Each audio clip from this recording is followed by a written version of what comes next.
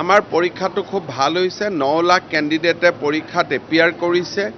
5টা পৰীক্ষা মিলি আমাৰ 14 লাখ ক্যান্ডিডেট আৰু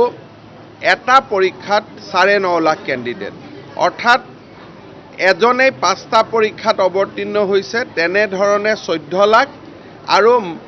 মূৰ গন্তি হিচাপত ইউনিক আইডেন্টিটি হিচাপত 9,34,000 সুন্দৰভাৱে পৰীক্ষা হৈ আছে আমি এমাহৰ ভিতৰত পৰীক্ষাৰ ফলাফল দিবলৈ চেষ্টা কৰিম আৰু পৰীক্ষাৰ বাবে আমি যি মাচুল লৈছিলোঁ যিসকল অনুতীৰ্ণ হ'ব তেওঁলোকক আমি মাচুলবিলাক উভতাই দিম অকল উত্তীৰ্ণসকলৰ মাচুলহে আমি ৰাখিম